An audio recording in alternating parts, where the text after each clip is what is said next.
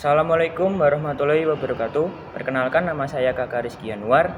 Di sini kita akan belajar materi PAI kelas 10 bab 5 tentang meneladani peran ulama penyebar ajaran Islam di Indonesia. Materi ini dilansir dari buku Pendidikan Agama Islam dan Budi Pekerti karya Ahmad Taufik dan Nurwastuti Setiawati. Pada materi kali ini, siswa diharapkan mampu menganalisis sejarah dan peran tokoh ulama penyebar ajaran Islam di Indonesia, serta meneladani cerminan peran tokoh ulama penyebar di Indonesia.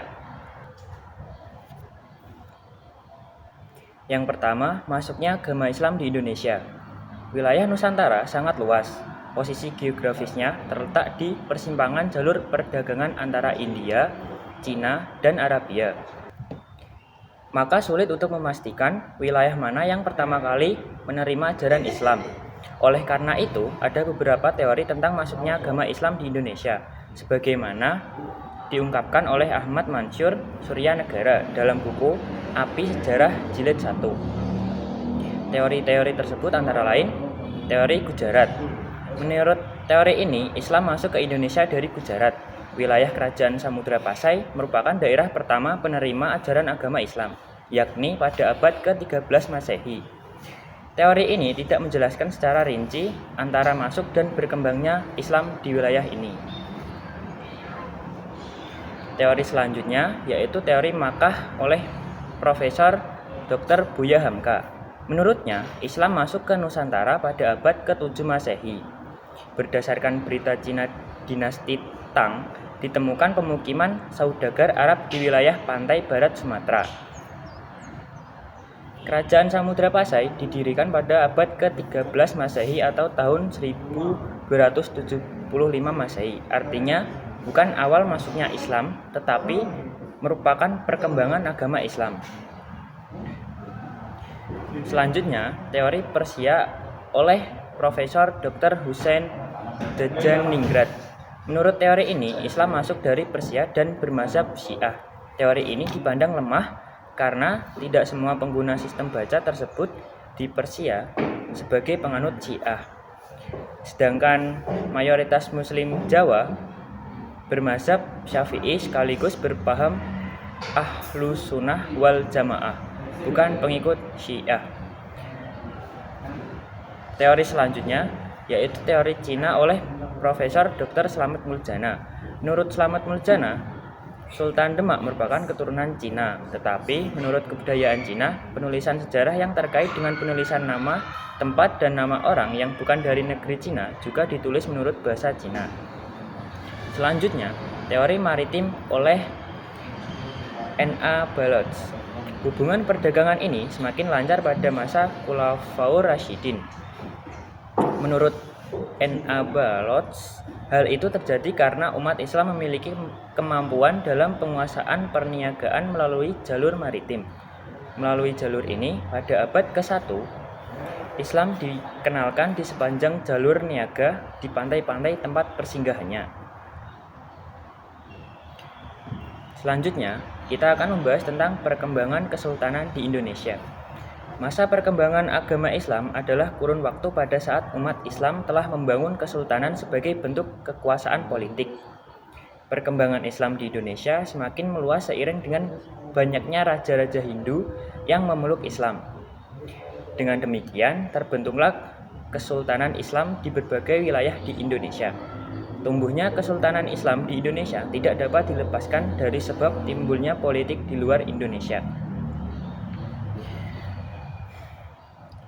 Tokoh penyebar ajaran Islam di Indonesia. Yang pertama, ada Sultan Malik Al-Saleh. Meurah Silu atau Sultan Malik Al-Saleh merupakan pendiri dan raja pertama Samudra Pasai. Setelah masuk Islam, Meurah Silu bergelar Sultan Malik Al-Saleh dan berkuasa selama 29 tahun. Kesultanan Samudra Pasai merupakan gabungan dari Kerajaan Torlak dan Kerajaan Pasai. Semasa berkuasa, sempat menerima kunjungan dari Marco Polo. Dan menurut catatan Marco Polo, Sultan Malik Al-Saleh merupakan raja yang kaya dan kuat pengaruhnya. Yang kedua, Sultan Ahmad. Beliau merupakan Sultan Samudra Pasai yang ketiga, bergelar Sultan Malik Al-Thohir II. Pada masa pemerintahannya, Kesultanan Samudra Pasai dikunjungi oleh seorang penjelajah dari Maroko yaitu Ibnu Battuta. Menurut catatan Ibnu Battuta, Sultan Ahmad sangat memperhatikan perkembangan dan kemajuan agama Islam. Yang selanjutnya, Sultan Alauddin Riayat Shah. Sultan Alauddin Riayat Shah berperan dan berjasa dalam penyebaran Islam di wilayah Aceh. Beliau mendatangkan ulama-ulama dari Persia dan India untuk mengajarkan agama Islam di Kesultanan Aceh. Bahkan pada masa kepemimpinannya, ajaran Islam sampai ke Minangkabau dan Indrapura. Selanjutnya adalah Wali Songo. Wali Songo merupakan 9 wali atau sunan yang menjadi pelopor penyebaran Islam di Pulau Jawa. Mereka menggunakan berbagai saluran dakwah, di antaranya kebudayaan, kesenian, pendidikan, pernikahan, perdagangan, dan politik. Penyebaran Islam di seluruh wilayah Nusantara dipengaruhi oleh jalur perdagangan dari berbagai negara seperti Persia, India, dan Arab. Selanjutnya adalah Sultan Alauddin.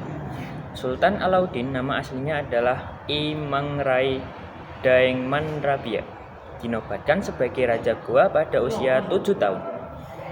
Beliau termasuk tokoh yang berjasa pada penyebaran Islam di Sulawesi Selatan. Beliau berhasil mengislamkan kerajaan Sopeng, Wajo, dan Bone. Yang selanjutnya adalah Datuk Tunggang Parangan. Datuk Tunggang Parangan atau Habib Hasyim bin Musyayakah bin Abdullah bin Yahya merupakan seorang ulama Minangkabau yang berdakwah di Kutai Kartanegara. Agama Islam berkembang pesat pada masa ini. Bahkan undang-undang negara berlandaskan pada ajaran Islam. Yang selanjutnya adalah Sultan Zainal Abidin. Beliau memerintah Kesultanan Ternate pada kurun waktu 1486 sampai 1500 Masehi. Salah satu peran terpenting Sultan Zainal Abidin dalam penyebaran agama Islam adalah mendirikan pesantren-pesantren dengan pengajar yang didatangkan langsung dari Jawa.